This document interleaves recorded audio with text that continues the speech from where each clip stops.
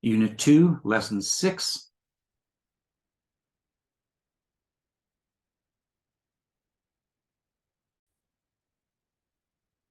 Hey guys, welcome back to Unit 2, Achieving Potential, Lesson 6, Decision Making Skills. So our learning goals for this lesson will be to understand the decision making process. Essentially, decision making is a process. It involves making choices between two options. And some have important and long-term effects on life, such as dropping out of school or switching programs. Other decisions may not affect anyone substantially, such as going to a movie rather than a concert.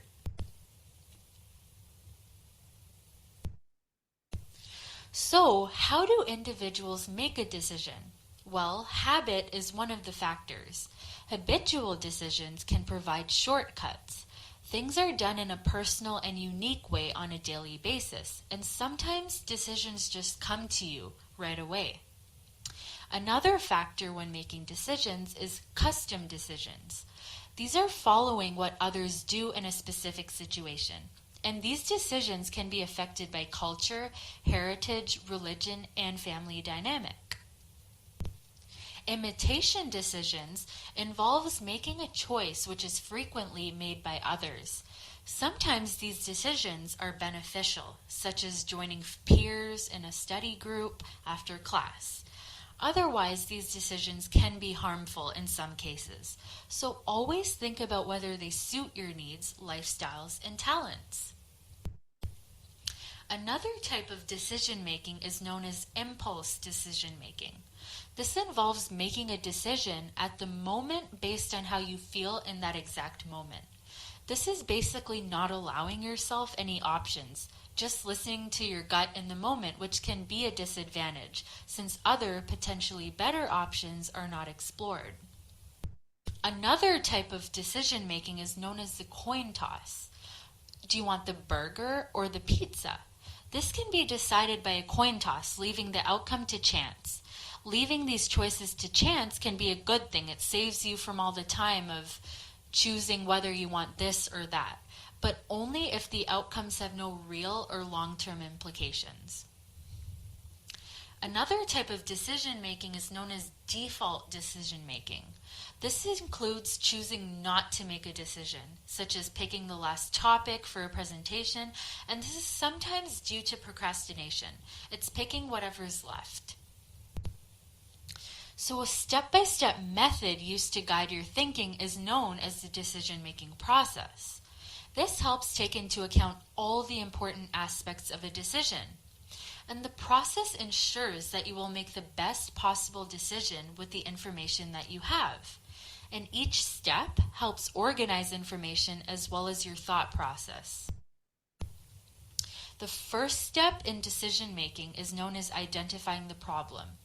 What decisions need to be made? Why is there a need for it?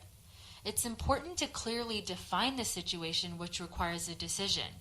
If the problem is a goal, it may force one to deal with conflicting values. You must always consider the standards for successful results as your second step in the decision-making process. By being clear about your standards, you will define how you will measure success, such as making the process clearer in the long run. The third step is to identify all the possible alternatives. Make a list of these. It's time to be creative and let the ideas flow freely. List resources that you have to help you make your decision or solve your problem. Keep in mind the SMART goals that we learned in the previous lesson. The fourth is to predict the consequences of each alternative. Each option may have positive or negative ramifications. Each must be assessed and determined which is best. The fifth factor is to estimate the probability of each alternative and its related consequences. Consider the circumstances as well as resources. Is it likely that the predicted consequences will happen? And the sixth step is to choose the best alternative and take responsibility for your decision. This is the point at which your values, goals, and standards are really put into action. So we're almost done with the decision-making process. The seventh step is to carry out the decision with a plan of action. There may be things that you can do in order to implement the decision. It's a good idea to develop plans and imagine each step. It's also important to identify any obstacles that one may encounter. The eighth and final decision-making process is to evaluate the results of your actions. How well did it turn out? Will it increase skill in the future decision-making? And were all plans followed effectively?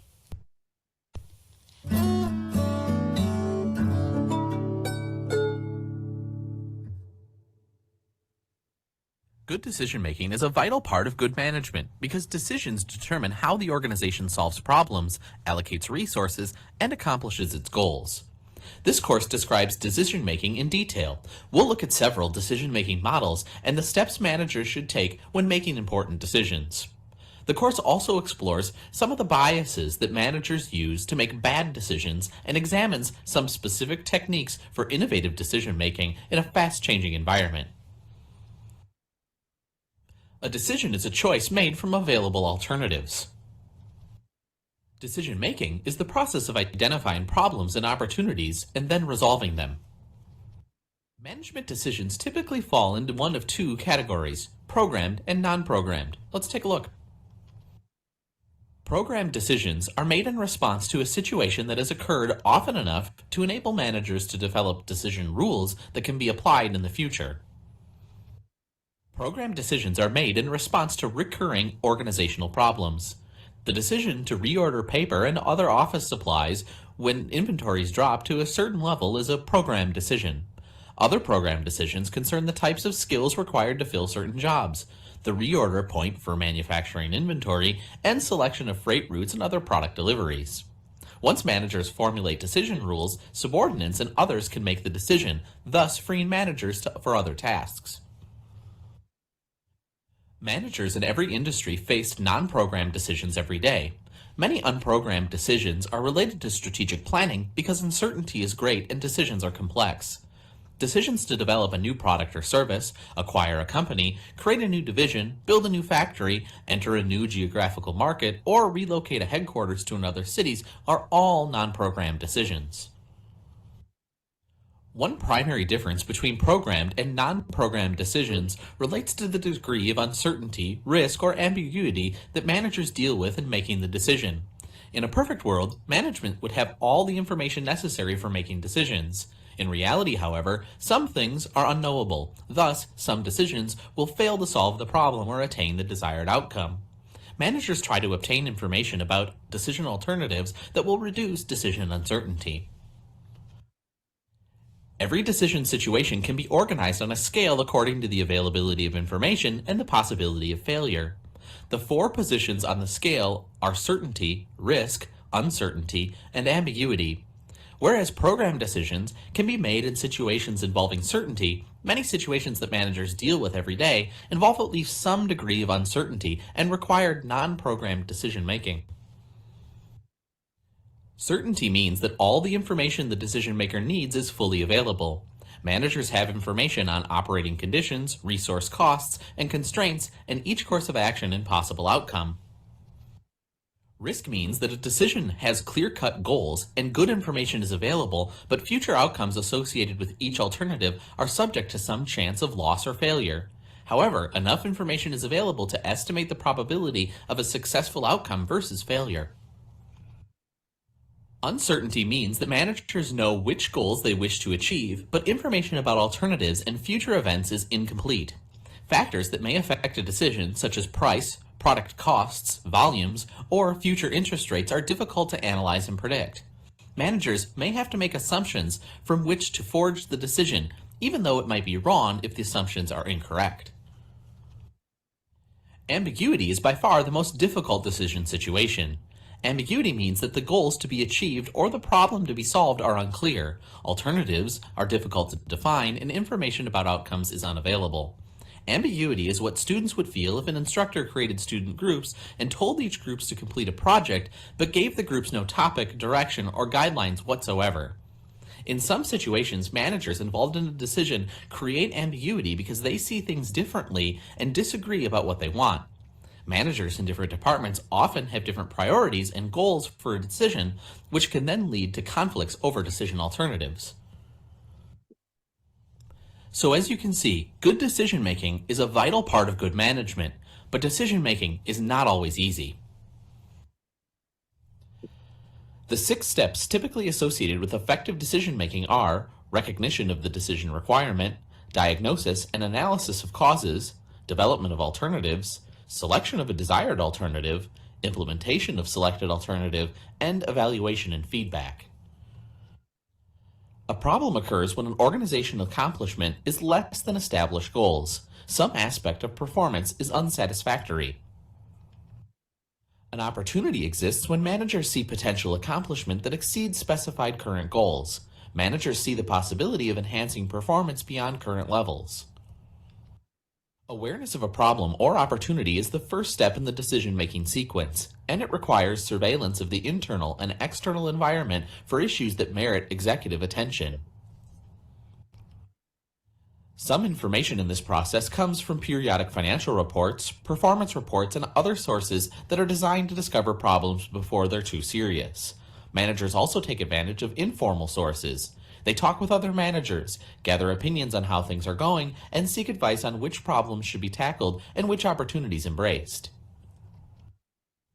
Once a problem or opportunity comes to a manager's attention, the understanding of the situation should be refined. Diagnosis is the step in the decision-making process in which managers analyze underlying causal factors associated with the decision situation. Many times, the real problem lies hidden behind the problem that managers think exists. By looking at a situation from different angles, managers can identify the true problem. In addition, they often discover opportunities they didn't realize were there. Managers should ask a series of questions to specify underlying causes. They include the following. What is the state of disequilibrium affecting us? When did it occur? Where did it occur? How did it occur? To whom did it occur? What is the urgency of the problem? What's the interconnectedness of the events? And what result came from which activity? Some experts recommend continually asking why to get to the root of a problem. A technique is sometimes called the 5 whys. It's a question-asking method used to explore the root cause underlying a particular problem. The first why generally produces a superficial explanation for the problem, and each subsequent why probes deeper into the causes of the problem and potential solutions. The next stage is to generate possible alternative solutions that will respond to the needs of the situation and correct the underlying causes. Decision alternatives can be thought of as tools for reducing the difference between the organization's current and desired performance. Smart managers tap into the knowledge of people throughout the organization and sometimes even outside the organization for decision alternatives. Once feasible alternatives are developed, one must be selected. In this stage, managers try to select the most promising of several alternative courses of action. The best alternative solution is the one that best fits the overall goals and values of the organization and achieves the desired results using the fewest resources. Managers want to select the choice with the least amount of risk and uncertainty. Because some risk is inherent with most non-programmed decisions, managers try to gauge the prospects for success. They might rely on their intuition and experience to estimate whether a given course of action is likely to succeed. Basing choices on overall goals and values can also guide the selection of alternatives. Choosing among alternatives also depends on a manager's personality factors and willingness to accept risk and uncertainty. Risk propensity is the willingness to undertake risk with the opportunity of gaining an increased payoff. The level of risk a manager is willing to accept will influence the analysis of the cost and benefits to be derived from any decision.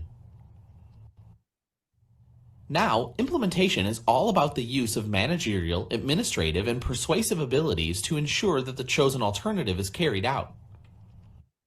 The ultimate success of a chosen alternative depends on whether it can be translated into action.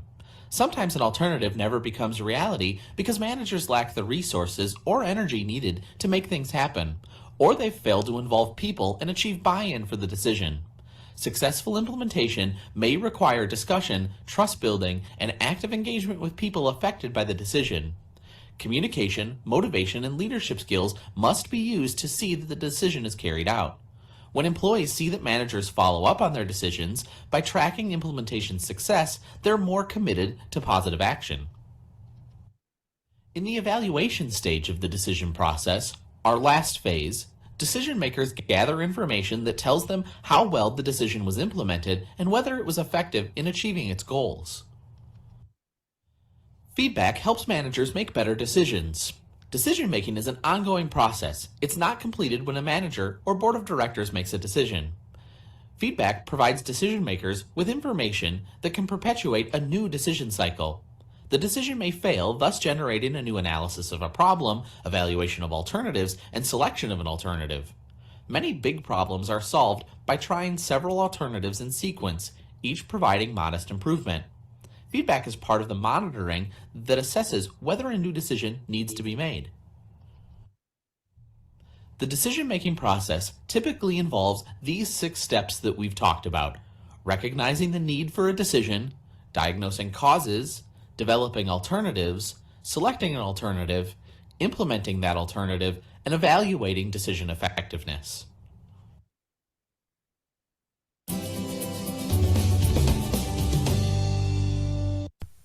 So now we're going to be looking at standards. These standards define what we deem to be acceptable and unacceptable. Individuals all have different personal standards, which are very closely linked to values. Now I'm going to have you guys